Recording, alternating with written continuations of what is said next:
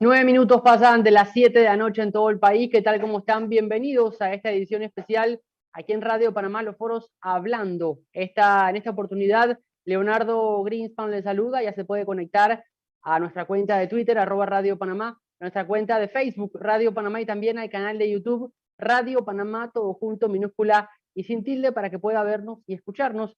Hoy vamos a contar con un panel de expertos cuando en instantes le presentemos a las personas para poder tocar temas, en este caso, de energía, la situación del sistema energético en el país, sus detalles, sus avances, la exploración del mismo. Y para eso ya se encuentra dentro de la sala de redacción virtual el profesor Cabrera. Profe, ¿cómo le va? Buenas noches.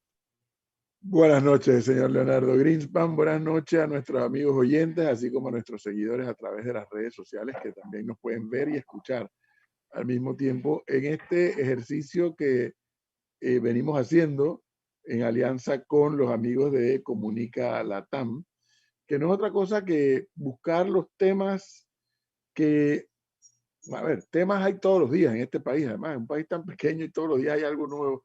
Somos tan tropicales en eso, pero hay otros temas que tienen una trascendencia muy importante, pero muy importante, y sobre todo cuando uno trata de comparar cuánto avanzamos o cuánto no avanzamos en este tipo de áreas como el que vamos a analizar hoy. Y es que hoy vamos a estar hablando de energía. ¿Qué sigue pasando en el sector de energía? Bueno, de hecho, yo comentaba esta mañana a propósito de una nota que está publicada hoy en el diario La Prensa con nuestro periodista amigo Wilfredo Jordán, y yo comentaba algunos elementos adicionales eh, a los que están allí en esa entrega de hoy, que dicho sea de paso, una de nuestras invitadas es a quien ellos también entrevistaron. Les recuerdo que hace un año y medio, no me acuerdo, 2 años, estuvimos nosotros en Alemania y pudimos ver cómo ese país, obviamente de primer mundo y el eje de la economía europea, cómo ha popularizado o democratizado el poder acceder a la energía solar, cómo pudimos transmitirla a ustedes desde diversos parques, tanto eólicos como de generación de energía a base del sol, eh, llevarlo hasta las casas, energía más limpia y más barata. Bueno, que también se discute cuán firme es esa potencia y demás, también se discute.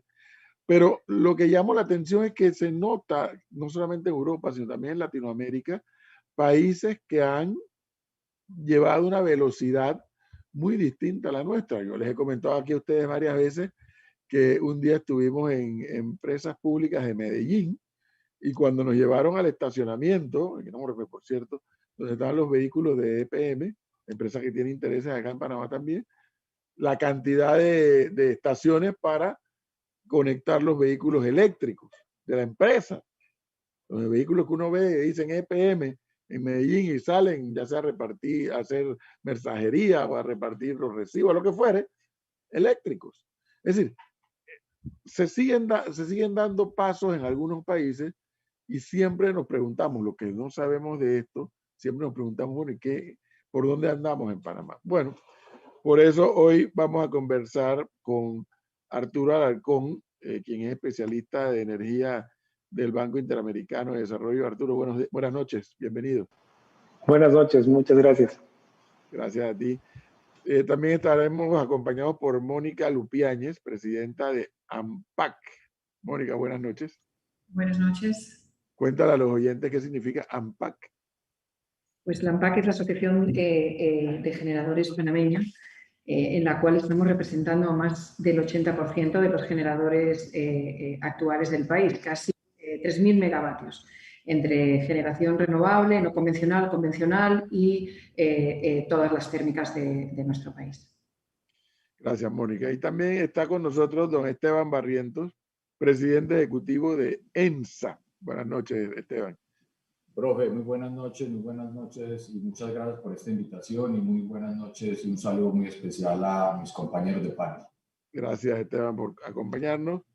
Y también vamos a poner el toque de un panameño abogado de profesión, pero que le ha metido horas al tema de la energía. Me refiero al abogado José Antonio Brenes. José Antonio, buenas noches, bienvenido. Buenas noches a todos. Gracias, Edwin. Un saludo y bueno, aquí para colaborar en todo lo que se pueda. Gracias. Bueno, vamos a comenzar con este ejercicio que tendremos esta noche y para sacarle mucho beneficio a favor de los oyentes, sobre todo. Y quisiera comenzar con Arturo Alarcón, porque hablar con la gente o con los ejecutivos del Banco Interamericano de Desarrollo siempre es interesante, toda vez que tienen una película más allá del plano nacional, sino tienen una película mucho más, no solamente regional, sino global. Si yo le pidiera a Arturo Alarcón que me diera una panorámica, así, unas pinceladas de cómo está el sector de energía en la región latinoamericana, ¿qué me podría decir? Bueno, yo creo para hablar del sector energético latinoamericano tenemos que definir primero una etapa pre-pandemia, donde se estaban tomando medidas para diversificar, y ese es el caso de Panamá también, donde se dio el ingreso de energías renovables, solar y eólica, el ingreso de fuentes con menores emisiones y la propuesta de una agenda de transición energética. Eso es algo que varios países de la región están comenzando a explorar. Luego viene la etapa de la pandemia. Justamente en esta semana se ha cumplido un año de que se declaró pandemia, y ahí hay varios efectos. Un efecto es, obviamente, los países tomando medidas para resguardar la salud, y estas medidas incluyen restricción de movilidad y confinamiento. Esto tiene un impacto directo en la demanda energética. Hay menos movimiento económico y por ende hay menos demanda. En el caso de Panamá, viendo las ventas de energía de las distribuidoras, hubo una disminución entre el 2019 y el 2020 de 11%, solamente en las ventas de energía, y la mayor disminución se dio en el sector comercial, 25% menos de energía consumida en el sector comercial. Además de ese impacto en la demanda, se tomaron otras medidas para resguardar a los beneficiarios, medidas que resguardaban a la gente que no podía pagar la cuenta y que permitían que exista cierta mora en el sector. Todo eso tiene un impacto en toda la cadena financiera del sector, diríamos, en el pago de tarifas, y las tarifas deben cubrir todo lo que es distribución, transmisión y generación.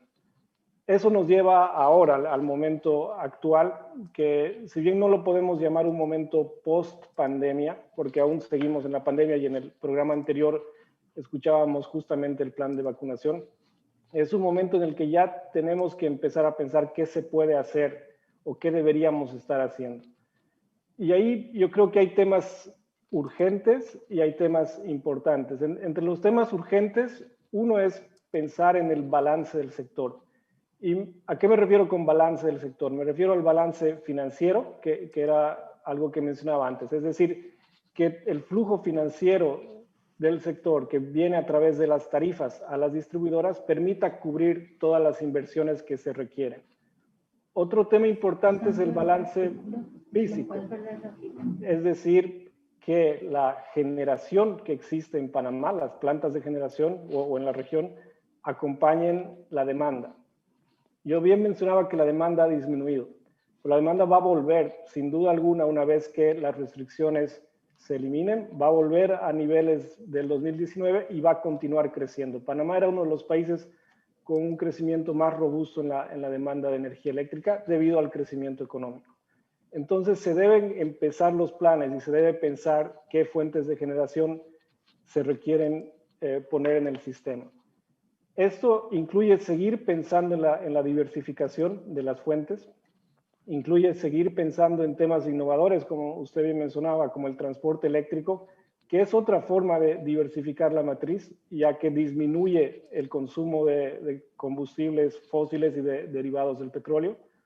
Y significa también pensar en generación distribuida, que usted también lo mencionaba.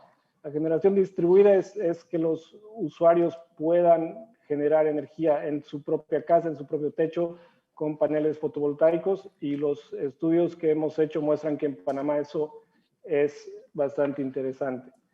Ahora, ¿cuáles son los temas importantes que yo digo que no pueden salir de la agenda? Uno es electrificación rural. En Latinoamérica existen cerca de 20 millones de personas que no tienen acceso a energía. Y estar en pleno siglo XXI discutiendo temas de movilidad eléctrica y de digitalización, cuando todavía esa cantidad de personas no tienen acceso, es un poco paradójico. Entonces yo creo que esa es nuestra principal tarea, por lo menos como Banco de Desarrollo, y es un tema que el BID pone como prioridad en la región. Y el segundo tema es la integración regional. El banco también tiene como un tema prioritario integrar a los países, y en mi caso yo trabajo mucho con la integración energética y la integración eléctrica.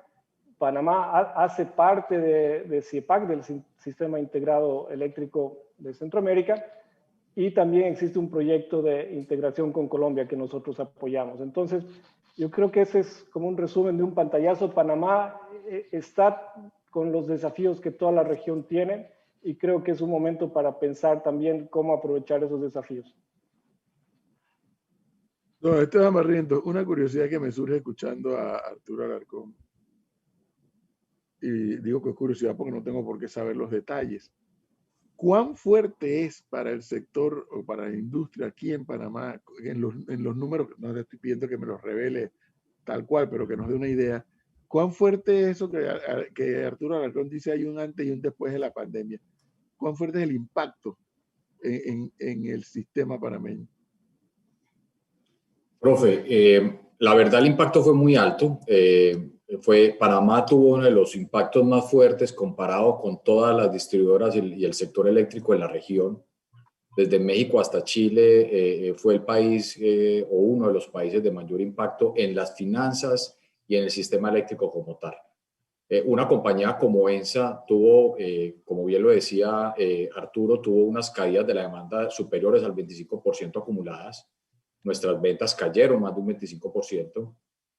Además tuvimos, o lo hicimos además con un buen propósito, pero eso ya se alargó demasiado a muchísimos clientes, más de 160,000 clientes fueron financiados por medio de la pandemia a 3 años sin intereses. Hoy tenemos unas cuentas muy altas de deudas de clientes que superan entre ambos distribuidores los 250 millones de dólares de lejos, de clientes residenciales, comercio e industria. Eso es un tema que el distribuidor está asumiendo de un impacto enorme. Entre otros, profe, y a usted que le gustan las cosas didácticas para poder enseñar a nuestros oyentes, es el distribuidor es la caja registradora del sistema. Cuando nosotros recogemos la plata que nos pagan los clientes, nosotros le tenemos que pagar de esos 10 pesos que paga, o de esos $10 que paga un cliente, 7 son para el generador, 2 son para el distribuidor que es ENSA y 1 es para ETESA, que es el transmisor.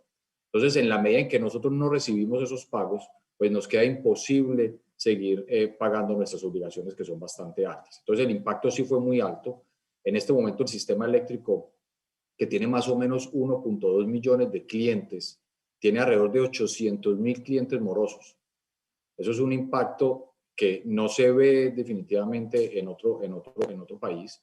Estamos trabajando con el gobierno para salir de eso adelante. Nosotros y las distribuidoras hemos puesto todo de nuestra parte para ayudarle a la gente, para que se haga hacer acuerdos de pagos, acompañarlos, ayudarles. Pero también la gente tiene que entender, profe, que nosotros tenemos una responsabilidad y unas obligaciones enormes con este país de mantenerlo alumbrado, de que la gente tenga la energía de calidad y además que se hagan las inversiones. Nosotros con pandemia y todo, el año pasado hicimos inversiones por 41 millones de dólares. Es una cifra bastante importante. Le llevamos energía a una comunidad como Cartín, por ejemplo, en compañía del BID, donde ese proyecto solamente valió 5.6 millones de dólares. Entonces, nosotros seguimos con todo el entusiasmo, con todas las ganas para seguir ayudando y apoyando el desarrollo de este país. Nosotros estamos aquí muy comprometidos, somos inversionistas de largo plazo, pero definitivamente tenemos que organizar algunas cosas que en el momento en el que estamos y por los números que les estoy contando, pues definitivamente estamos pasando por un momento bastante complejo. Pero me da la impresión, don Esteban Barrientos, que las cifras que acabo de escuchar, claro que yo no soy hombre de negocio, pero no entendería yo qué negocio resiste eso. Porque sospecho que en esa cartera de morosidad no sé, lo que voy a decir es una sospecha. Sospecho que en esa cartera de morosidad hay gente que, pudiendo pagar, ha preferido retener el pago por las decisiones que en su momento se anunciaron. ¿O me equivoco? Seguramente, profe, hay de eso. Nosotros esperamos que cada vez sean menos. Nos hemos encontrado, yo casualmente me encontré una señora en algún momento en la playa y me dijo que ella nunca había ahorrado tanto como el año pasado. Pero ella no sabía que yo trabajaba en eso. Entonces me dijo que es que ella no había pagado el banco, no había pagado la electricidad, pero ya realmente los usuarios y los clientes tienen que entender que no están ahorrando. Esas son deudas que hay que afrontar y que tarde que temprano se van a tener que pagar. Creo que hay un elemento. Eso yo creo que es un mal entendimiento de los clientes, es muy importante. Quisiera, don Esteban Barrientos, rescatar ese punto antes de irme con Mónica, y es que tener la claridad e insistirle a quienes nos están viendo y escuchando que moratoria no significa que no vas a pagar, o sea, la deuda la vas a tener allí, es lo que entiendo, ¿no? O sea, sí, que señor, algún día la vas a tener que pagar. La vas a tener que pagar y va a llegar un momento donde la deuda va a ser tan grande que le va a quedar al cliente, si no empiezas a atrasarse desde ya, le va a quedar muy difícil pagar el mes corriente y pagar el porcentaje de la deuda. Recuerden que ya tenemos clientes, profe, que llevan un año sin pagar la cuenta de energía. Y entonces el día que le llegue la cuenta del mes corriente y 12 meses acumulados, va a ser un problema en el cual nosotros estamos dispuestos a ayudar, pero llega un momento donde nosotros tampoco vamos a tener la capacidad financiera como es la que tenemos ahora. Ahora estamos en serios problemas realmente, porque 220 millones de dólares que nos deben los clientes, subsidios que nosotros hemos puesto también para apoyar al gobierno, porque al final el distribuidor es el que pone además la plata, el subsidio, y después el gobierno nos la devuelve meses después.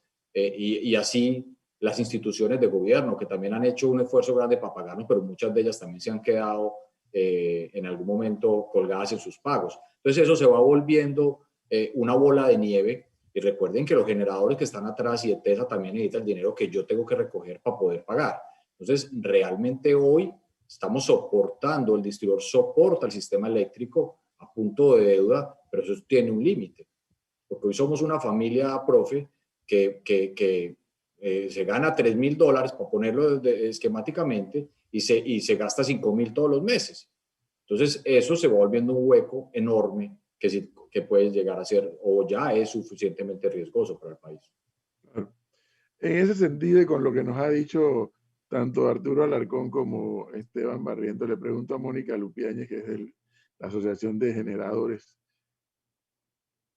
¿cuánto se detuvo esa inversión? Bueno, ya escuchamos que Esteban nos dijo que han hecho inversiones por el lado de ellos, pero ¿cuánto se ha detenido por producto de la pandemia la inversión en más generadores? Bueno, básicamente yo le diría que ha habido un parón total en la parte de inversiones por parte de los generadores, por excepción de los que se encontraron construyendo sus plantas durante pandemia. Algunos de ellos, algunos de nuestros compañeros que tuvieron algunos retrasos, por ejemplo, en las entradas en operación, precisamente producto de la pandemia. Pero efectivamente lo que Esteban comentaba al final nos acaba influenciando a todos. O sea, el hecho de que Esteban no reciba esos pagos, que al final él es el recaudador, por así decirlo, hace que se rompa la cadena de pagos hacia abajo, o sea, hacia todos nosotros. Es decir, también los generadores llevamos sosteniendo una deuda con las distribuidoras producto de la moratoria. Y eso también, pues, lamentablemente influye en todos los planes de inversiones que teníamos seguramente al corto plazo. Evidentemente, estamos tratando de apoyar, como hasta la fecha lo hemos venido haciendo, pero hay circunstancias que están complicando en este momento y también el miedo no solo de no recibir esos pagos que teníamos adeudados por moratoria, sino ya pagos corrientes, ¿no? Entonces, como comentaba mi compañero Esteban, al final la bola se está haciendo de un tamaño enorme que acaba generando graves problemas en la cadena de pago. Pensar que nosotros, al final, en este país tenemos una capacidad instalada de 3.200 megas. Nosotros estamos representando, como les decía, casi a 3.000 megas. Con nosotros, todos los generadores, tenemos aproximadamente unas 1.300 personas trabajando y 3.200 que dependen de esas personas directamente, ¿no? También afectadas por todas estas situaciones, más otras que hemos venido llevando, porque en esas deudas también nosotros tenemos grandes clientes, que es uno de nuestros principales digamos, fuente de ingresos, aparte de las distribuidoras a través de los contratos que muchos generadores tenemos, también son grandes clientes que también pues están incumpliendo, o sea, no están pagando y eso está generando cada vez más serios problemas. Podríamos decir que, y un poco por complementar un poquito el tema de la situación de la generación, o sea, del consumo o la caída del consumo en este país para 2020. Prácticamente el consumo cayó casi un 6%, un 6,3%. En el año 2020 y la demanda, aunque registramos la demanda pico, la mayor demanda pico en marzo, justo antes de pandemia, también registramos una de las demandas más bajas que podríamos equiparar a una demanda pico que se produjo por ejemplo, en 2014. ¿Estamos viendo señales de recuperación? Sí.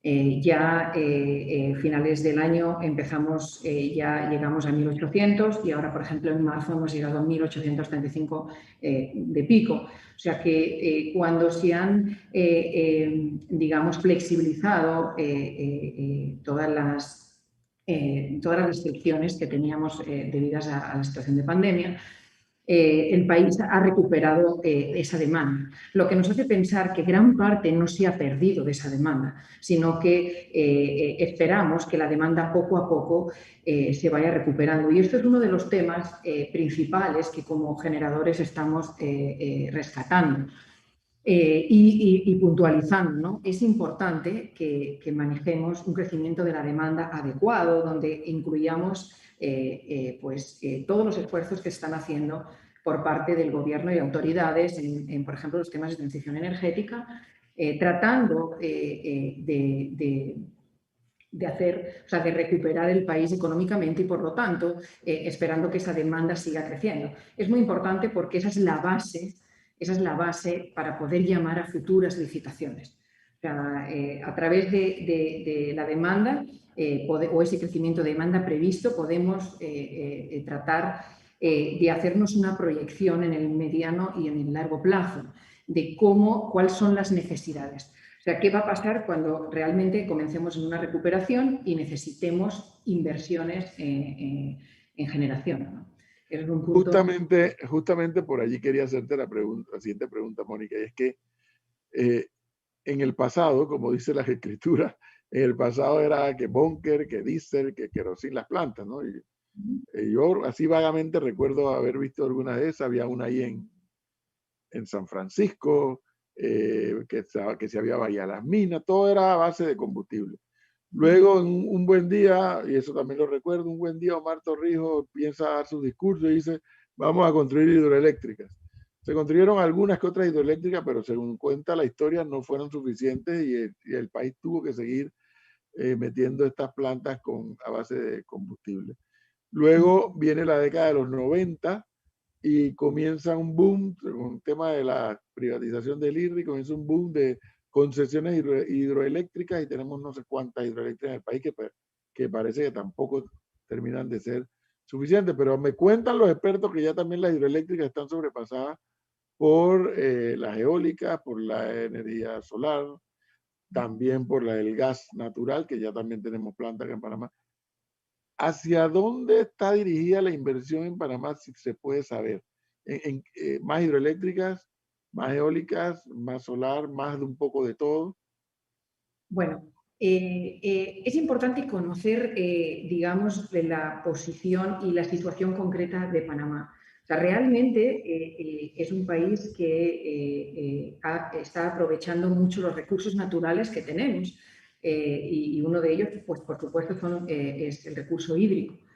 El país durante un buen tiempo aprovechó para construir tanto hidros de embalse como de pasada, que hoy constituyen nuestra matriz energética y que, por ejemplo, en 2020 significaron casi el 40% de la generación.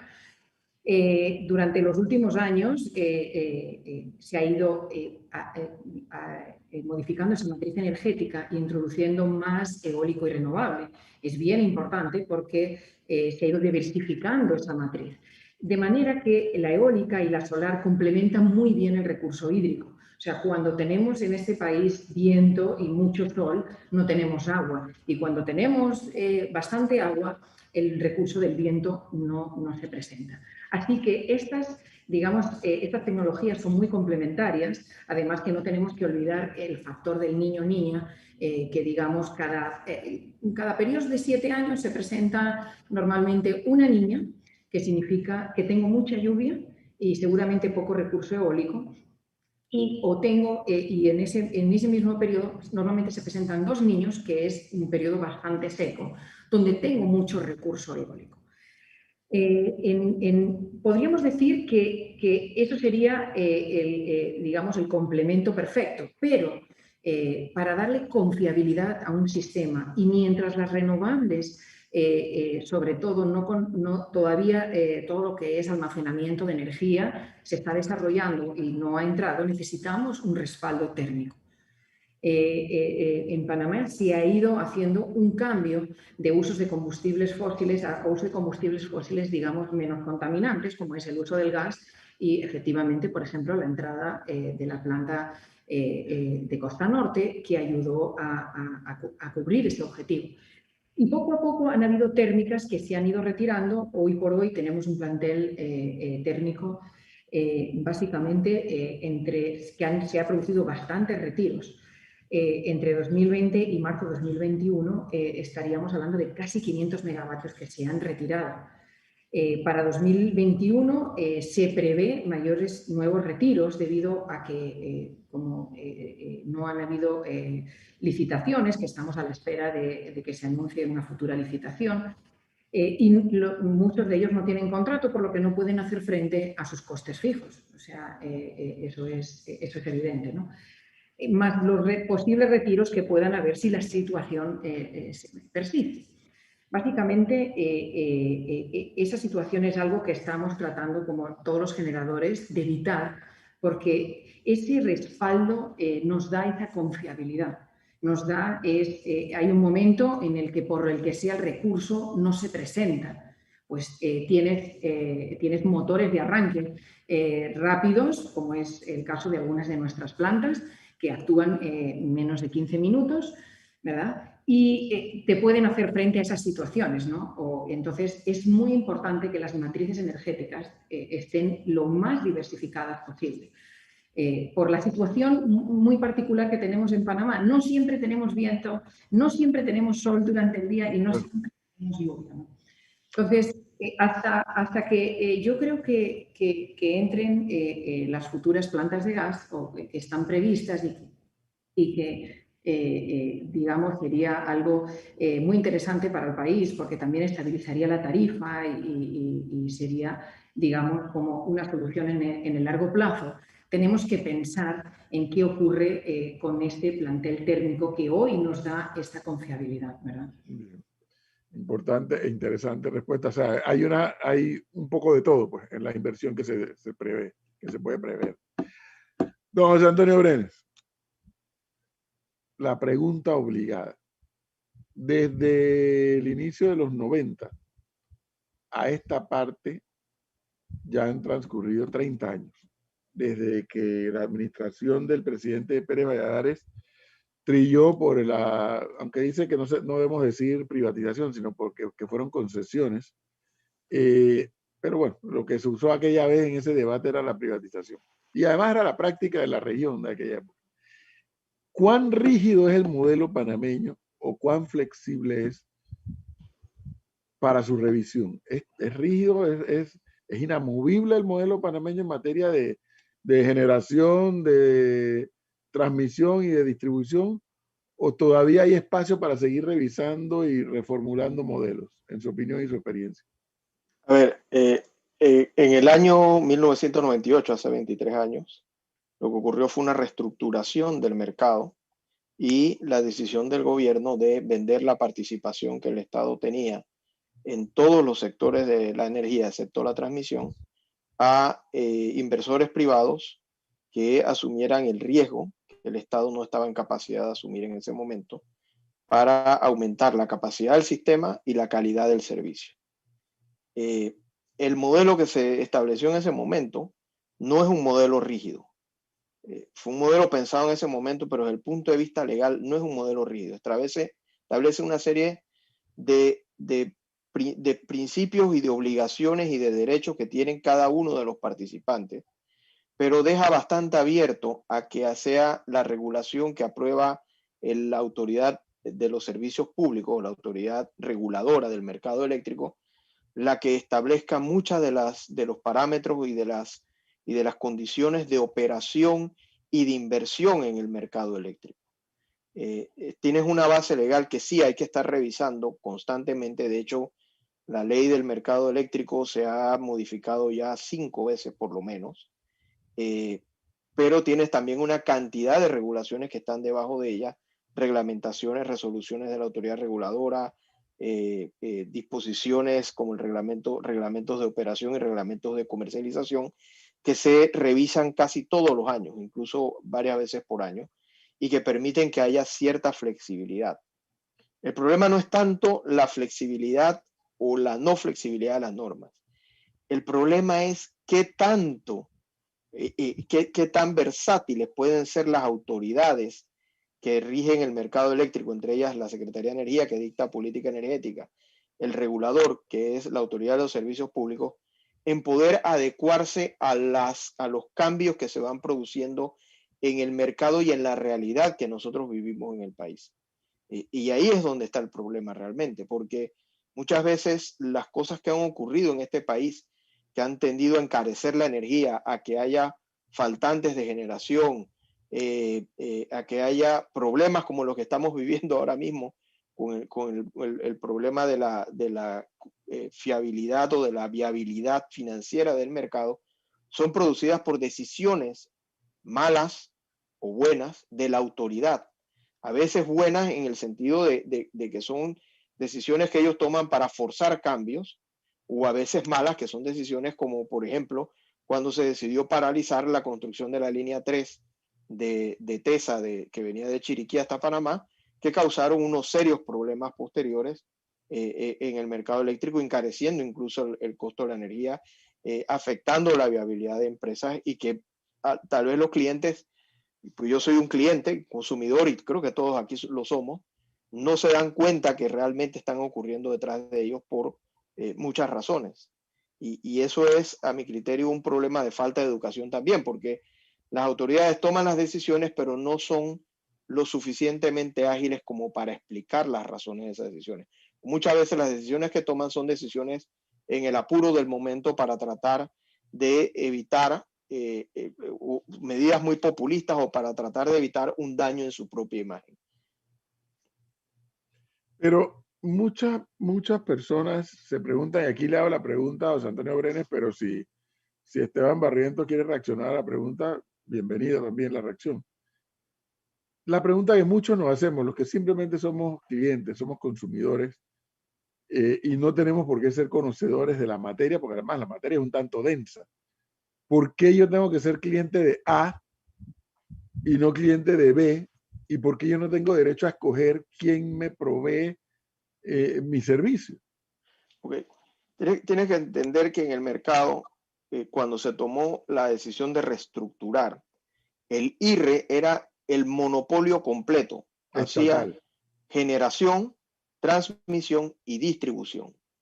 Y comercialización. O sea que aquí en Panamá, cuando hicimos esa reestructuración, se tomó una decisión práctica en ese momento porque estaba naciendo el mercado, se estaba creando un mercado, de que la distribución y la comercialización fuesen actividades que iban en conjunto. La distribución es un monopolio natural. ¿Qué es la distribución? La distribución son todos los postes y todos los cables y todos los transformadores y todas las subestaciones que traen la energía desde las subestaciones grandes, que son propiedad de TESA, que es la transmisora, hasta las residencias, los comercios, las fábricas.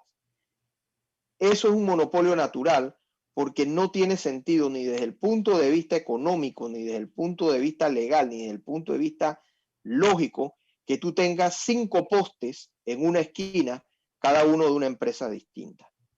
Entonces, esas redes de distribución son un monopolio natural. Lo que no debería ser un monopolio natural es la comercialización. Y se ha ido, a mi criterio, cambiando poco a poco, pero muy lento, ese tema. Por ejemplo, hoy en día sí hay comercialización en Panamá a través del mercado de los grandes clientes. Los grandes clientes pueden comprarle su energía, sus requerimientos de energía a cualquier generador y no necesariamente tienen que hacerlo a través del distribuidor. Y se ha ido tratando de cambiar eso. Anteriormente había un requerimiento para quién se podía convertir en gran cliente, eso se fue disminuyendo hasta llegar a un punto. Hay países en los que el mercado se ha llegado a liberalizar incluso a nivel residencial. Nosotros tal vez no estamos a ese nivel, pero deberíamos tender a llegar a ese nivel.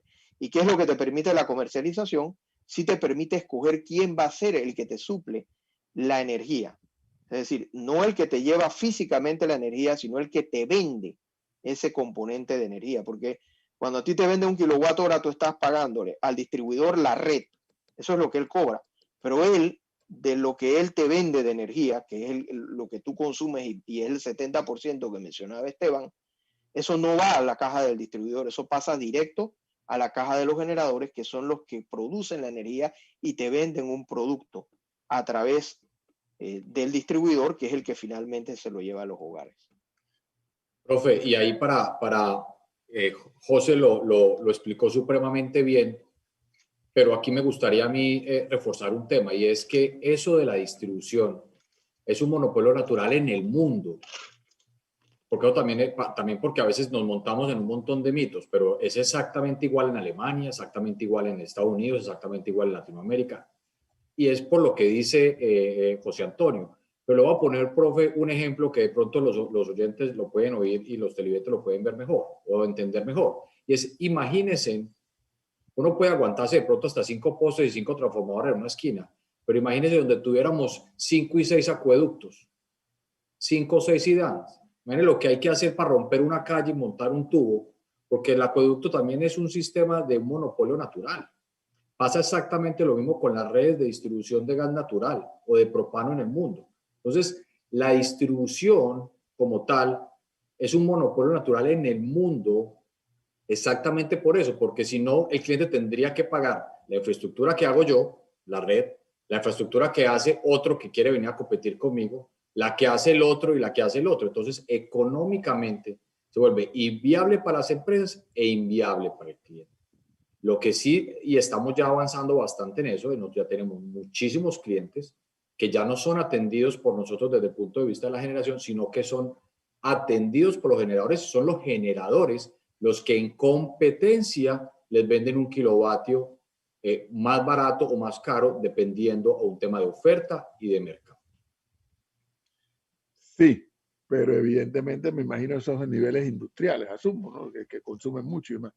Yo lo que sigo sin entender, y me perdonan, pero las dos respuestas no escucho, porque yo he estado en otras latitudes donde la persona en su casa dice, no, yo escojo si quiero la energía de A o de B o de C o de D. Y aquí en Panamá ni siquiera escoge, sino te dice, si tú vives de tal lugar a tal lugar, eres empresa A. Si eres de tal lugar a tal lugar, eres empresa B. Y ya listo. Pero o sea, el modelo es tan rígido que no hay opción a escoger. Pero pasa exactamente lo mismo en cualquier lugar, profe, y en eso quiero ser totalmente claro. Si tú estás ubicado, por ejemplo, hoy en la Florida, tienes que contratar el servicio de distribución con el distribuidor de la Florida. Si te vas para Atlanta o te trasladas a Las Vegas, tienes que contratar con el distribuidor de Las Vegas y de Atlanta. ¿Tú qué sí puedes seleccionar? El comercializador, que el comercializador en los pequeños clientes los hace ENSA, juega los dos papeles, distribuidor, comercializador, pero en el caso de los grandes clientes y clientes medianos, él sí puede escoger el generador que quiere que lo atienda. ¿Qué es lo que pasa en Alemania? Que en algún momento lo vimos en un programa con un invitado suyo, que él hablaba de que podía escoger la empresa, pero puede escoger el comercializador. Si él está ubicado en Barcelona o está ubicado en Madrid, Barcelona y Madrid tienen distribuidores diferentes. Lo que puede escoger en cada una de estas ciudades es el comercializador, porque ninguna ciudad tiene doble infraestructura o triple infraestructura para tirar por todas las ciudades. Eso quedó claro. Eso quedó claro. El sistema de postes y de cable y demás es el mismo.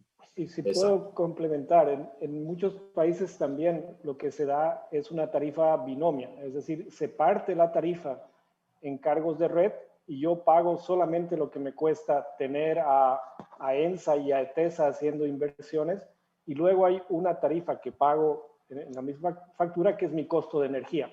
Entonces logro separar en dos los costos de la red y los costos de la energía. En ese caso yo podría directamente comprar mi energía de un generador o podría contratar a un comercializador y le podría decir, yo quiero solo energía verde, por ejemplo, solo energía eólica. O eventualmente lo que se está dando en algunos mercados es que podría comprarle energía a mi vecino. Mi vecino que se instala un sistema fotovoltaico y tiene excedentes, podemos hacer un trato. Y yo le compro el excedente a un precio que transamos solamente él y yo. Que ni siquiera es un precio regulado, simplemente el mercado regula el precio. Entonces, eventualmente en muchos países se está pensando en Latinoamérica en separar los cargos de red de los cargos de energía. Sí, Edwin, la idea en el mercado eléctrico en Panamá en el año 98, y trasladándome 23 años hacia atrás, era que a 15 años de ese periodo íbamos a poder llegar a ese tipo de posibilidades. Lastimosamente no hemos podido llegar a esa posibilidad por decisiones del regulador o decisiones del Estado o falta de decisiones del Estado. Te pongo un ejemplo donde se quiere que ocurra y no ha podido ocurrir, a mi criterio, por la lentitud en la toma de decisiones por parte del Estado en la comercialización para los vehículos eléctricos. Lo que se quiere es que tú puedas llegar a un lugar a que tú puedas recargar tu vehículo eléctrico. Pero como ese lugar te va a vender electricidad, la interpretación del regulador no es posible. El que te tiene que vender esa electricidad solo puede ser el distribuidor. Y entonces se tienen que buscar mecanismos distintos a la venta de electricidad para poder vender, entre comillas, electricidad a esa persona que recarga el auto. Ya después de 3 o 4 años de estar discutiendo esto, ya debería existir una solución técnica, debería existir una solución política y esto debería ser viable, pero todavía no ha ocurrido y seguimos conversando en ello. Se han dado pasos, sí, pero tal vez no ha habido la agilidad suficiente para dar los pasos necesarios para que esto se dé realmente a la posibilidad al cliente final. Mónica, un oyente pregunta que si ha aumentado la energía renovable, ¿por qué no lo vemos reflejado en nuestra facturación mes a mes? ¿Qué estamos haciendo mal para que nos llegue a los clientes ese beneficio? Bueno, al final, como la composición de la tarifa, y ahí a lo mejor Esteban puede complementar mejor, depende de bastantes temas. O sea, tenemos hay cargos, como ahora estábamos comentando, todo el tema de uso de redes, cargos por distribución, cargos por transmisión y cargos por generación. Realmente yo creo que sí se está empezando a ver en la tarifa esa parte verde, ¿no? Y ese uso de renovables. También se está empezando a ver, y eso también seguramente la entrada del gas, cuando entró la primera planta de gas en el país, también se tradujo en estabilidad de la tarifa, ¿no? Y les podría decir, por ejemplo, en el caso de grandes clientes, hay muchos grandes clientes que ya están discriminando y comprando su energía verde. O sea, en este caso, yo como Interenergy, nosotros hemos llevado una política que se llama SER, Suministro de Energías Renovables, donde le suministramos 100% de energía renovable a los clientes. Y ya es igual de competitiva que otras. O sea, no hay diferencia. O sea, cuando tengo viento, le suministro viento, cuando tengo sol, sol, y cuando me falta, le suministro con hidros de pasada, ¿no? Así que sí, de alguna manera ya está trasladado, y creo que la entrada de nuevas plantas, tanto el lado renovable, va a seguir produciendo ese efecto y bajando y estabilizando la tarifa, como también la entrada de futuras plantas de gas. O sea, eso es a lo que deberíamos estar apuntando. O sea, en las previsiones os diría que hay, está previsto la entrada de plantas renovables de 50 megavatios anuales. Así que... Sin embargo, José Antonio, con esta explicación que da Mónica, un oyente acá le pregunta, ¿por qué razón, motivo o circunstancias las generadoras por gas solo pueden generar un porcentaje de su producción? ¿Esto no hace que el precio final se mantenga o aumente en detrimento del consumidor? Edwin, no es que no puedan generar a toda su capacidad. Lo que pasa es que todo va a depender en el gas del combustible. O sea, el combustible, en el caso del gas, ellos tienen que estar generando constantemente, porque el gas no es fácil de almacenar, y a pesar de que aquí hay una planta de gas, tiene sus depósitos, ese depósito se puede acabar muy rápido y tendrían que estar rellenándolo constantemente. Ahora, hay otra realidad, y es que todo va a depender del costo que tiene esa generación en el momento que es llamada al despacho, porque el despacho de energía, el decir quién es el primero que entra a generar, va a depender del precio que tiene, y el que tiene precio cero va a ser el primero llamado a generar, porque tú estás buscando eficiencia con ese tipo de despacho.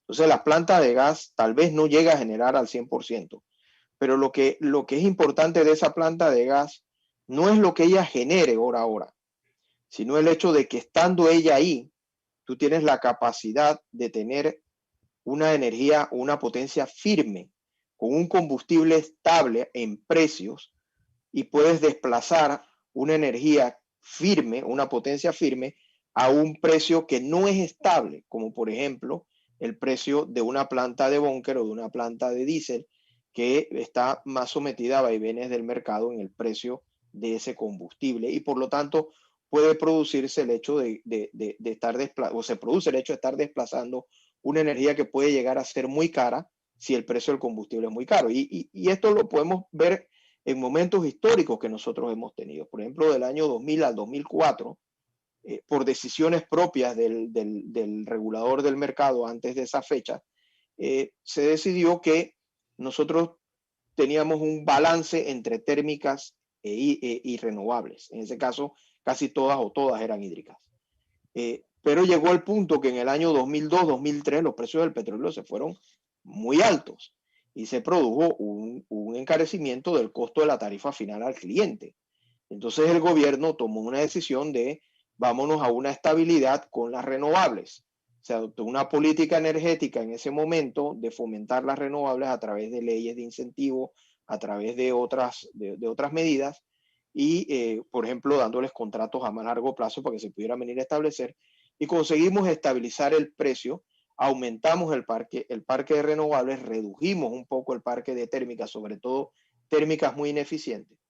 Pero luego esto se detuvo nuevamente después de la administración del 2004 al 2009, y volvimos a caer en el error de depender de parques de generación muy ineficientes, que al final tuvieron su vida útil. Volvió una nueva política a fomentar el establecimiento de renovables y de plantas de gas, que es lo que llamamos ahora la transición energética.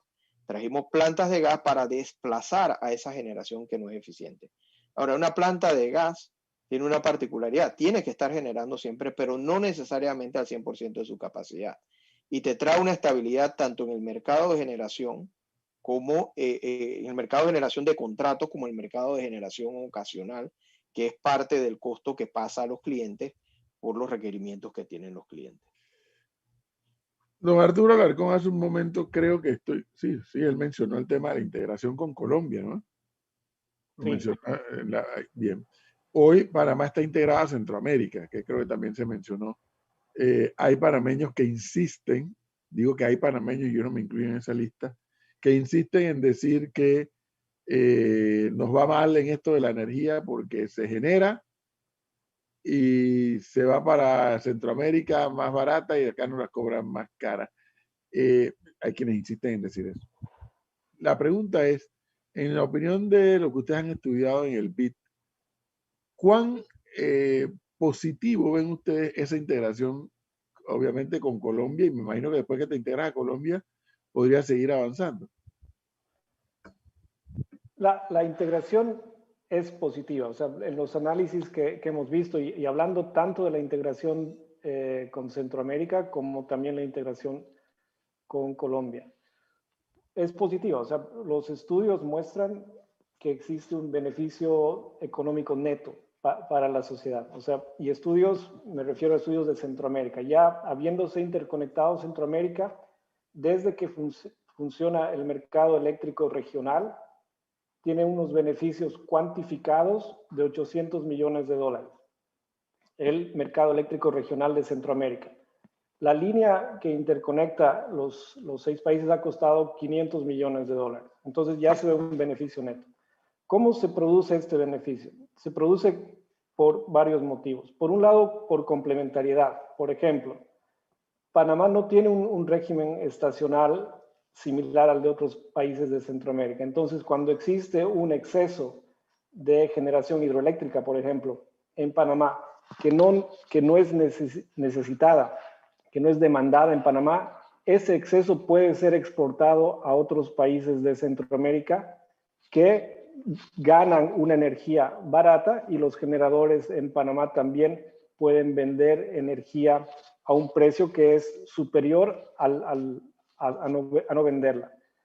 En el caso de la integración Panamá-Colombia, el proyecto nace hace 15 años por lo menos, y ahí se daba una situación donde Colombia tenía un exceso de generación hidroeléctrica y Panamá tenía generación relativamente más cara que Colombia. Entonces, tiene sentido pensar interconectar los dos países y que Colombia pueda venderle energía a Panamá y ayudar a bajar los precios finales al usuario en Panamá. Obviamente la situación cambia y la situación en el sector eléctrico está cambiando a nivel mundial por las nuevas tecnologías. No podemos olvidar que, por ejemplo, los sistemas fotovoltaicos han bajado de precio 80% en los últimos 10 años y ese es un dato. Entonces, se deben hacer nuevos estudios en todos estos proyectos, se debe verificar la viabilidad de estos proyectos, pero en general integrar permite eso. El segundo factor de la integración por el cual los países se benefician son economías de escala. ¿Y a qué me refiero con eso? Muchas veces es más barato construir una planta grande que construir 5 o 6 plantas pequeñas. En ese sentido, podría construirse una planta en un país X de Centroamérica que permita proveer energía al resto de los países a un costo menor del que proveerían 6 plantas que sumen esa capacidad. Ese es un tema que se debe analizar, pero normalmente los estudios muestran que esas economías de escala existen y que también existen complementariedades entre los recursos renovables de los países.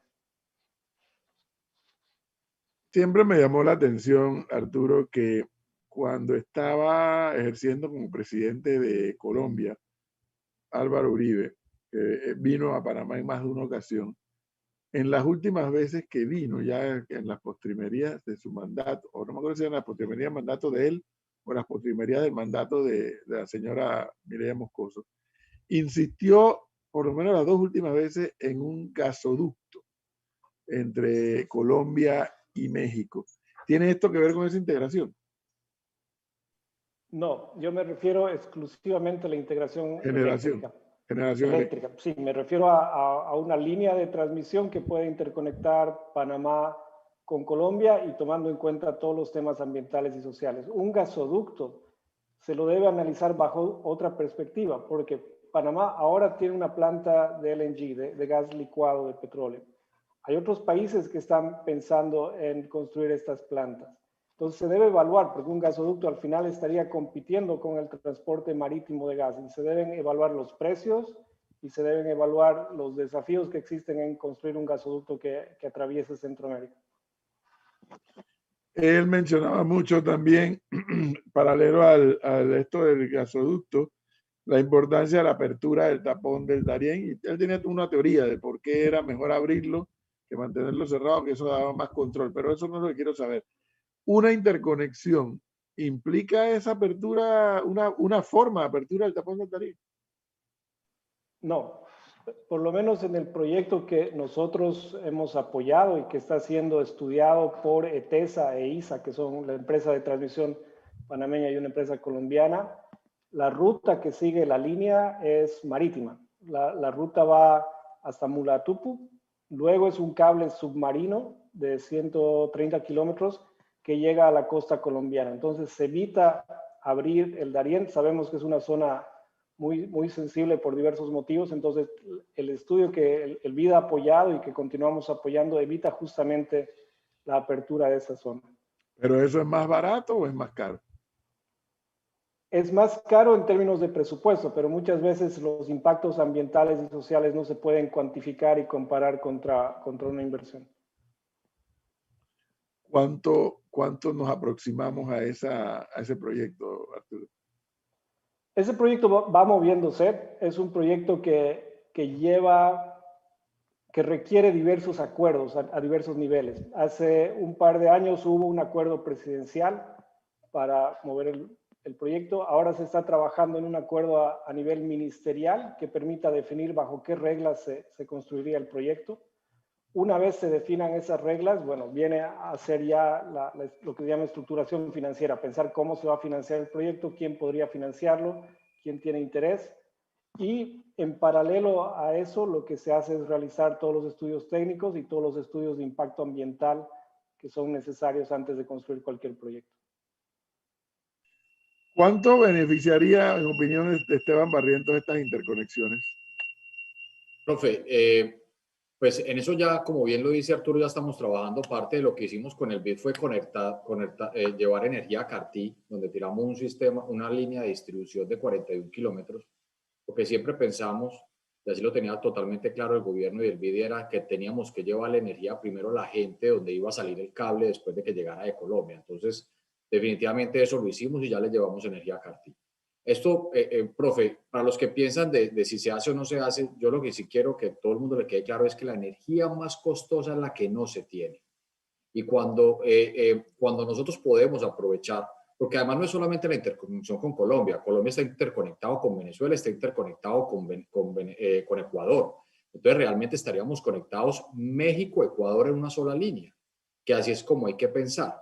Entonces eso nos beneficiaría a todos porque en el evento Colombia tiene plantas o está haciendo plantas, por ejemplo, de generación en este momento que tiene 2.400, que va a generar 2.400 megavatios.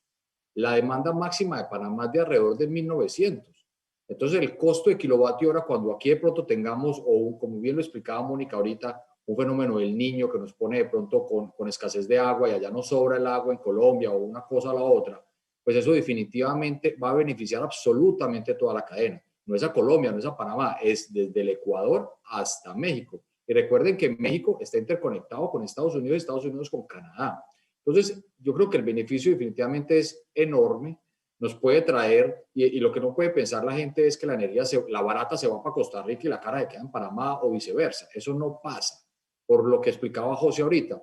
Los despachos, que es la entidad que además es una entidad pública, que todas las mañanas, por ponerlo pues de una manera esquemática, se levanta todos los días y le dice qué plantas se prenden y qué plantas no. Él toma esa decisión dependiendo del precio que cada planta le ofrece para salir al mercado. Por lo tanto, es la energía que después nos sobra y nosotros ponemos en otros países. Sea Costa Rica en este caso, el día de mañana la pondremos en Panamá. Entonces también nosotros, a veces el sistema, y cuando construyamos las dos plantas de gas, nos va a sobrar energía. Entonces también esos son recursos de exportación que va a tener Panamá, que son importantes, como lo hacemos hoy. Hoy vamos a empezar a vender lo que saca la mina en Donoso. Pues nosotros después vamos a tener otro producto que va a ser energía que vamos a poder vender no a Colombia, al sistema completo, desde México hasta Ecuador.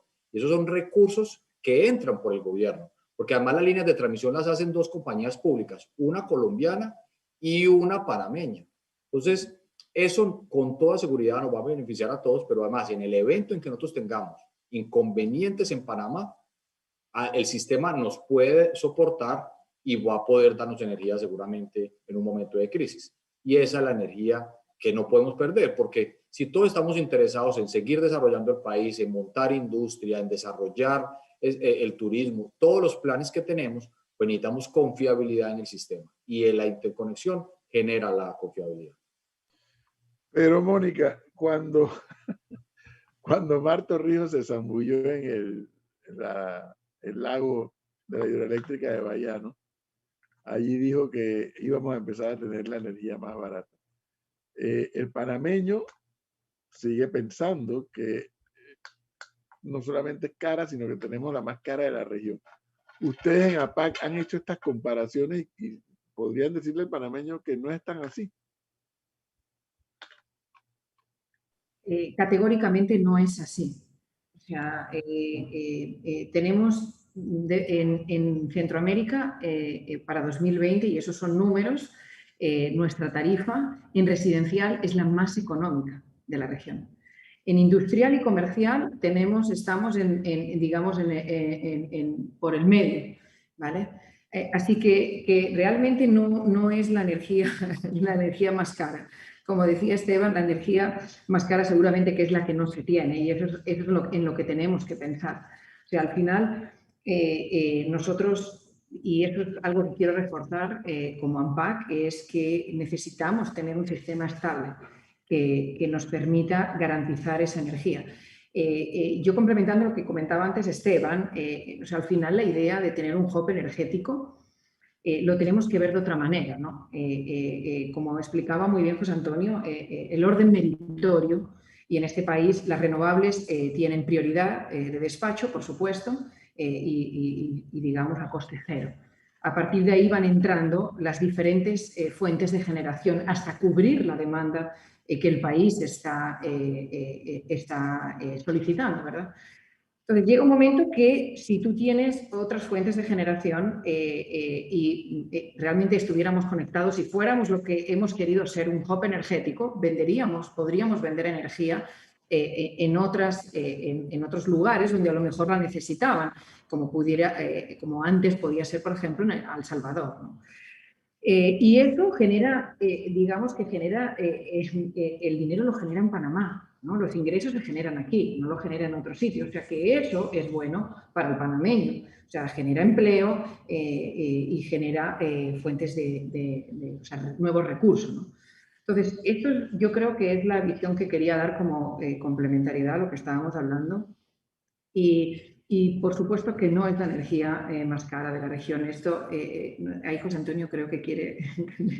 ¿Quiere decir algo? ¿Quiere añadir algo, José Antonio? Yo hace un rato comenté que aquí había mucho populismo. El sector eléctrico es el punching bag de los políticos. Toda la vida han dicho hemos tenido o tenemos la energía más cara de la región. Eso no es cierto. Nunca la hemos tenido. Ha habido momentos que puntualmente la energía ha sido muy cara, pero ha tendido siempre a llegar a un promedio o a estar en el medio o en el promedio de la región por distintas circunstancias. ¿Podría ser mucho más barata? Sí, sí podría ser mucho más barata. Una de las razones, una de las formas es las interconexiones. Si nosotros pudiéramos tener contratos firmes con Centroamérica, es posible que hubiese más competencia entre los generadores, porque ya estarías no solo compitiendo los que están aquí, sino también compitiendo con otros regionales que tal vez tengan más economía y podrían vender energía al mercado panameño con contratos, pero ahora mismo no podemos porque no tenemos esa posibilidad de contratos. Con Colombia se quiere exactamente lo mismo, pero la otra posibilidad es fomentando la inversión en tecnologías más eficientes, como por ejemplo por este periodo de transición en el gas, para tratar de desplazar tecnologías que tal vez no sean tan eficientes y por ejemplo en el futuro, si llega a ser muy rentable el tema del almacenamiento, poder traer tecnologías de almacenamiento para que ayuden a abaratar más ese costo. Sí, queremos una energía más asequible. Ese es uno de las tres cosas que nosotros queremos para el mercado. que haya accesibilidad, es decir, que todos tengamos energía por el crecimiento de la red aquí en Panamá ha sido impresionante desde el año 98 y todavía falta, hay que hacerlo. Queremos que la energía sea asequible, es decir, sea más eficiente, más barata para el consumidor final, y eso es lo que se está buscando o se debería buscar con las políticas públicas. Y lo tercero es que sea más sostenible. Y sí, la sostenibilidad puede que llegue a tener un costo, pero al final el ahorro que vamos a tener, como decía Arturo hace un rato, que es un imponderable, va a ser mucho mayor porque va a permitirnos contaminar menos y lograr un beneficio que tal vez podamos conseguir, que es vender bonos verdes, como por ejemplo si se llega a implementar ese mercado. José Antonio, José, o sea, yo quiero rescatar algo que comentaba Arturo. O sea, también hay que entender que en cada área geográfica tenemos un recurso. Evidentemente, en Panamá las hidroeléctricas tienen un factor de planta relativamente bueno. No tanto así, diríamos, otras tecnologías, donde si tú comparas con otros países como yo que sé, Chile o puede ser incluso Colombia, donde, por ejemplo, el recurso solar puede llegar hasta 2.700 horas y por darle un comparativo al oyente, en Panamá estamos llegando a 1.900, ¿no? Entonces, también esto hace que a lo mejor las renovables en Panamá, aparentemente el coste balanceado de la energía generada con tecnología renovable sea un poquito más cara que si la comparas con una planta solar en México, ¿no? Por ejemplo, o en Chile. Donde efectivamente entre, digamos, el tamaño que puedes hacer a la planta más un recurso que está completamente, o sea, que está mucho más alto, te ayuda a que ese coste final de la energía sea inferior, ¿no? Pero básicamente yo diría que, y por terminar la idea de antes, o sea, efectivamente estamos caminando hacia esa eficiencia, ¿no? Hacia esa transición energética real, y ya eso se está produciendo, ¿no? O ya se ha producido en Panamá, quizá se ha visto mermado pues la situación de pandemia que hemos vivido, pero es hacia lo que ya caminamos y hacia lo que yo creo que el gobierno y autoridades están tratando de complementar. A veces las políticas energéticas, como decía José, tardan en llegar. Sí, es una teoría que siempre he tenido, que las políticas energéticas no deberían ser de un gobierno, deberían estar por encima de ese gobierno para que tengan continuidad y realmente se consigan los objetivos que, por ejemplo, Panamá también se ha impuesto, ¿no? En materia de renovables. Y para eso también hay que pensar en una transición. O sea, no podemos llegar hasta ese punto sin pasar, y en esto recalco un poco la posición como ANPAC, ¿no? Tenemos una inversión en este país que hoy deberíamos poder mantener hasta tener, digamos, la siguiente fase que nos permite tener un sistema confiable. O sea, en el momento de recuperación del país, necesitamos tener energía. No nos puede pasar como nos pasó en 2013, 2014, donde tuvimos escasez, donde tuvimos de golpe, se tuvieron que hacer licitaciones de emergencia y entonces traer plantas térmicas caras que hemos pagado a través de la tarifa y nos hemos quejado durante bastante tiempo porque encarecen la tarifa. Esas decisiones se tienen que tomar con tiempo para evitar esas circunstancias y que al final se reflejen en una tarifa elevada, ¿no? Ese sería el punto. Pero entonces, a ver, Arturo, estoy entendiendo, no solamente por la respuesta de Arturo Alarcón como miembro del BIT, sino por las reacciones que he tenido de los otros invitados, que la integración debe ser una apuesta fuerte que debe hacer Panamá con este tema de energía. Sí, yo creo que ahí definitivamente es un tema clave y no solo la integración de decir construyamos la línea esta o la otra, sino de cómo mejorar los mercados. Yo creo que ese es un tema clave. Comparando con otras regiones, Europa, prácticamente toda Europa occidental es una red interconectada. Funcionan varios mercados ahí, hay un mercado norte, hay un mercado Pero eso ha permitido que ellos puedan tener más eficiencia, ha permitido que Dinamarca, por ejemplo, tenga algunos periodos con 100% de generación eólica. ¿De dónde viene la generación firme que ellos tienen? Viene de otros países. Ellos no necesitan tener plantas de gas generando, plantas hidroeléctricas, bueno, tienen a Noruega al lado. Haciendo un paralelo con nuestra región, si interconectamos de México a Colombia, como mencionaba Esteban, luego está Ecuador, luego está Perú, se crea un pool de recursos energéticos complementarios que permiten mejorar la eficiencia de todo el sistema, permiten mejorar los costos de todo el sistema y permiten disminuir la pobreza energética en general. O sea, permiten cumplir varias de las metas que José Antonio mencionaba. Entonces, la integración regional y la integración energética está muy alto en la agenda del banco. Y hay otro tema que quería rescatar de lo que mencionaba Mónica, que es el tema de tener una visión de largo plazo y una visión que sea de Estado, no de gobierno. O sea, muchos países están empezando a desarrollar o ya han desarrollado lo que llaman estrategias de largo plazo de descarbonización. ¿Pensando en qué? Pensando en la presión que existe a nivel mundial por el cambio climático y por los acuerdos climáticos, de un menor uso de combustibles fósiles cada vez más, tanto para generación eléctrica como también para transporte, ¿verdad? La mayor parte de las emisiones no vienen del sector eléctrico, vienen del transporte, vienen del uso de combustibles. Entonces, ahí hay dos tendencias. La primera es, electrifiquemos el transporte, pero al electrificar el transporte tenemos que también cambiar la fuente de generación del sector eléctrico y poner más renovables. Pero como bien mencionaba Mónica, eso no se puede hacer de un día al otro. De un día al otro no podemos decir, sustituyamos 3.000 megas con generación renovable. Tenemos que ir pensando etapa por etapa, proyectar los costos, proyectar las tecnologías, ver en qué momento las tecnologías de almacenamiento químico, es decir, las baterías, podrían ser rentables e ir viendo qué se tiene ahora. Y en ese punto la integración funciona también como almacenamiento, funciona como energía firme.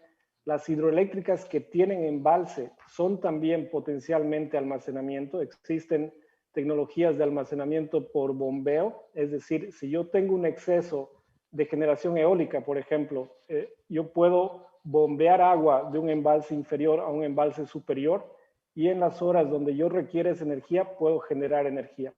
En Panamá existe un potencial interesante porque el canal de Panamá ya tiene prácticamente esa tecnología de bombeo instalada, debería estudiarse. Pero a lo que me refiero es necesario pensar en el largo plazo cómo se descarboniza la matriz sin afectar lo que existe ahora, sin afectar a todos los actores del sector. Es un sector crítico que no puede tocarse, digamos, sin pensar bien lo que se hace.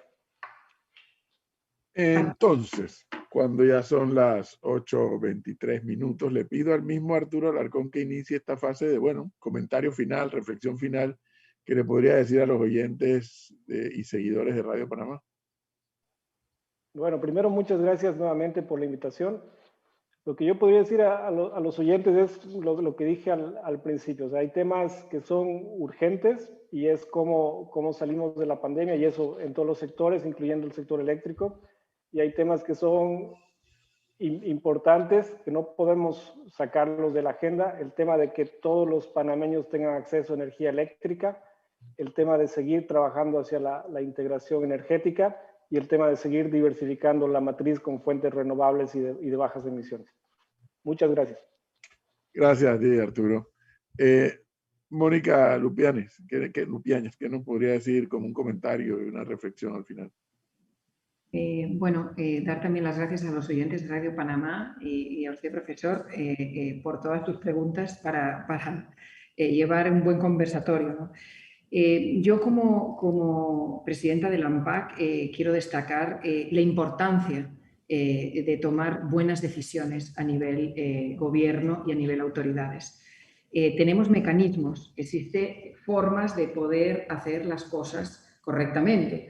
O sea, tenemos informes de contrataciones, por ejemplo, que se pueden usar para en el futuro realmente planificar y que cada una de las autoridades tomen los papeles que deberían estar tomando. Y como les decía anteriormente, o sea, una política casi energética por encima de los gobiernos, de manera que tenga continuidad y podamos apostar por proyectos eficientes y confiables. O sea, ese sería mi mensaje. Y, por supuesto, tratar de mantener la inversión que ha confiado y que ha apostado en el país que hoy tenemos y hacer una transición hacia donde estamos caminando, que son efectivamente térmicas a base de gas y renovables, pero siempre pensando en que no podemos poner en peligro la confiabilidad de nuestro sistema. No, Esteban Barrientos, sus comentarios finales. Profe, yo me quedo con el mensaje de tenemos que seguir trabajando para seguir impulsando este país. Tenemos que definitivamente acompañar y seguir acompañando como lo hemos hecho en el sector eléctrico al gobierno. Pero yo sí hago un llamado al tema de la moratoria. Yo creo que es una política que está definitivamente agotada, profe, y usted tiene un experto ahí como Arturo Alarcón del BID que le puede confirmar que la moratoria como política ya no está en ningún país del continente prácticamente.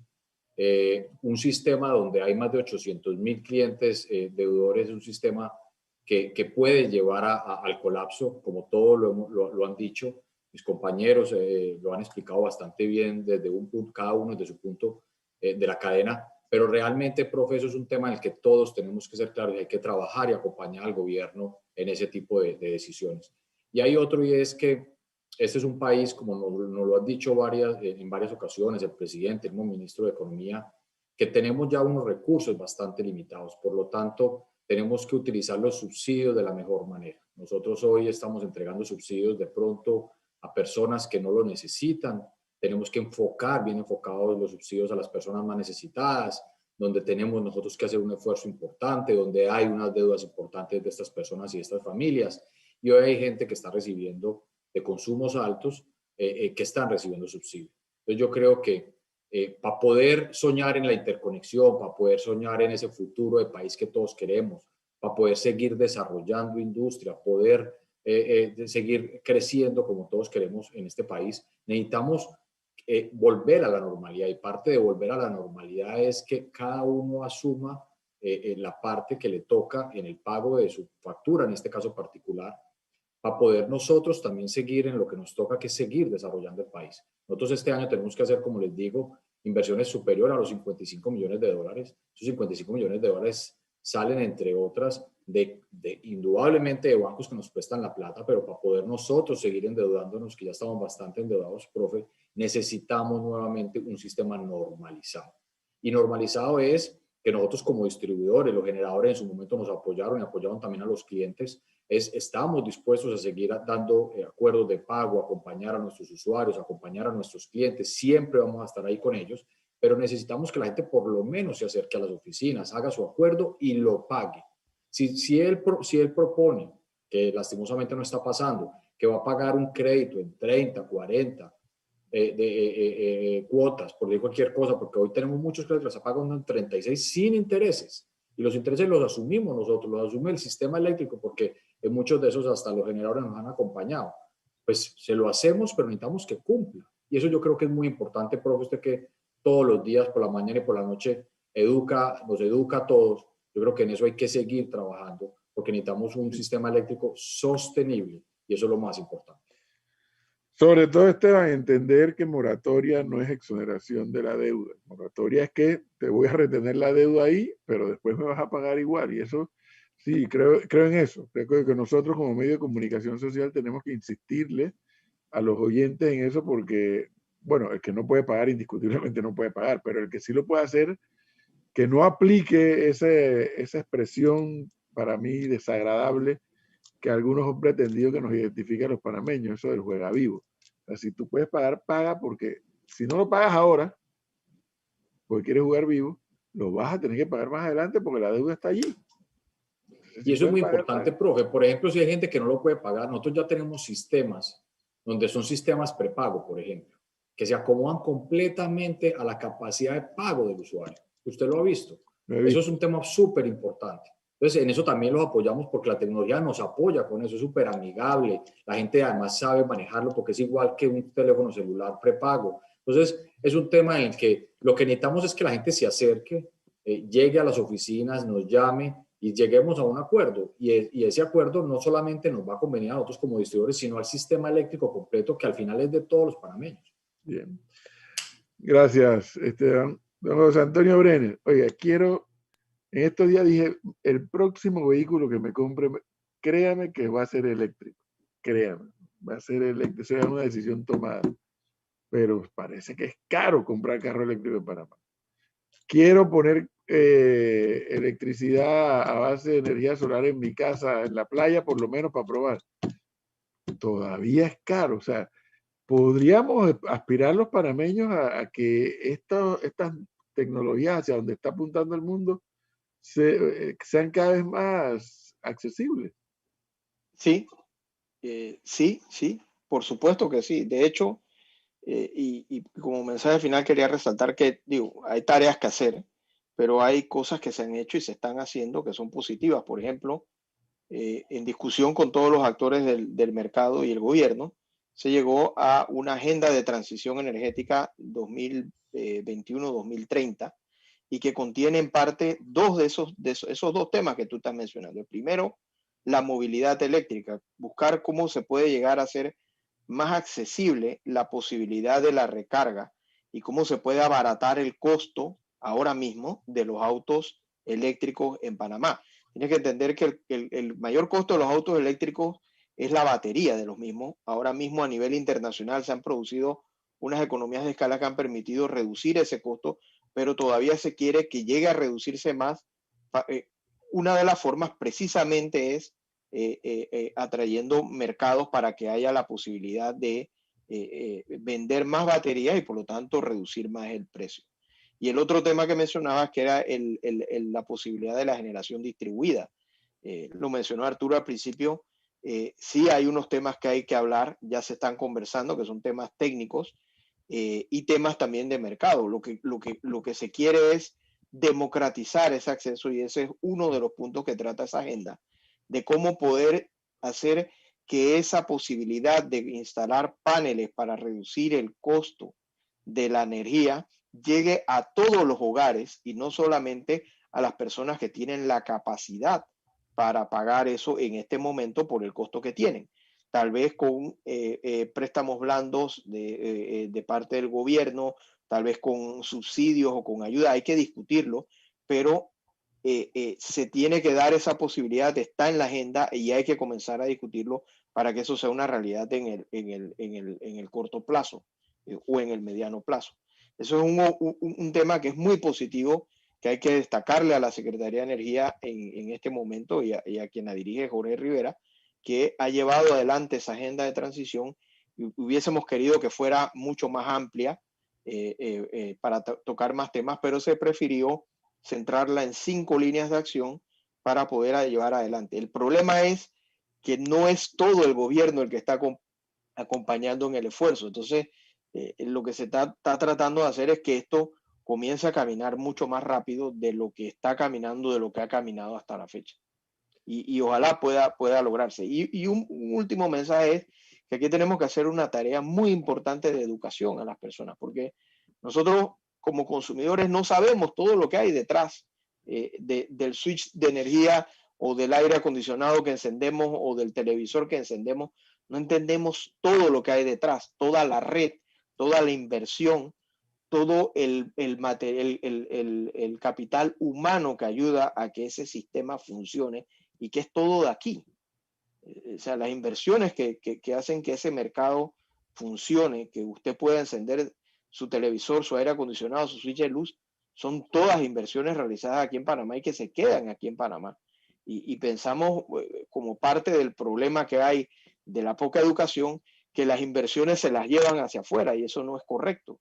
El cálculo que yo he hecho es que casi el 90% de la inversión o de lo que nosotros pagamos se queda aquí en Panamá. Va a pagar impuestos, va a pagar costo humano, va a pagar materiales, va a pagar contratistas, va a pagar el costo financiero que tienen muchos de esos proyectos, y eso es parte de lo que le tenemos que explicar al panameño, que hay que utilizar bien ese recurso que nosotros tenemos, porque el costo que tiene su mala utilización sí es un costo que no necesariamente se queda aquí en Panamá. En cambio, el costo de buena utilización sí se queda aquí en Panamá.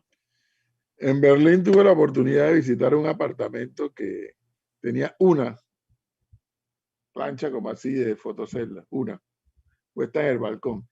Y no me acuerdo si la persona nos decía que con eso él alimentaba la plancha o el televisor, o ambos, algo así. Y yo me quedé pensando, y bueno, ¿cuándo podríamos llegar nosotros a esos niveles de popularizar esto de estos nuevos modelos de energía? El tema está allí planteado. Acabo de escucharle algo a José Antonio Brenes que me preocupa. Dice, no es todo el gobierno que está empujando en la misma dirección. Hay unos, como el secretario de Energía, y otros que quieren trazar una agenda, pero hay otros que probablemente estarán ocupados en otros temas. Bueno, ese es parte del problema de este país nuestro que se llama Panamá. El poder lograr que todos estemos enfocados en una dirección. No que todos pensemos igual, no, que estemos enfocados hacia lograr determinados tipos de objetivos. Don Arturo Alarcón, don Esteban Barrientos, doña Mónica Lupiáñez, don José Antonio Brenes, muchísimas gracias por esta oportunidad que nos han dado en la noche de hoy. Temas pendientes, cantidad, porque este es un tema muy, muy extenso. Ahí estoy leyendo un oyente que dice que ya se fue, que él no quiere seguir escuchando, porque aquí pareciera que todo estuviera bien. No, no, todo no está bien. Pero es que aquí lo que queremos es analizar lo que está mal, ya sabemos lo que está mal, y tienen que corregirlo. Pero no porque haya cosas malas que no se hayan resuelto, no significa que no vamos a pensar qué tenemos que hacer para el futuro inmediato de este país en materia de generación y de transmisión y de distribución y comercialización de la energía. Así que muchísimas gracias a ustedes cuatro, han sido muy amables en darnos este tiempo. Naturalmente a nuestros amigos de Comunica Latam, a Juan Carlos Roldán y a Paulina Rodríguez y todo su equipo por habernos, como siempre, hecho la contraparte en la estructuración de este foro que me ha gustado mucho porque siento que hemos avanzado en algunos temas, tal vez no a tanta velocidad como quisieran, pero parece que seguimos avanzando según nos explican varios de sus actores. Muchísimas gracias y buenas noches. Buenas noches. Gracias. Hasta luego, profe. Muchas gracias. Gracias. Buenas noches, gracias a todos. Hasta luego.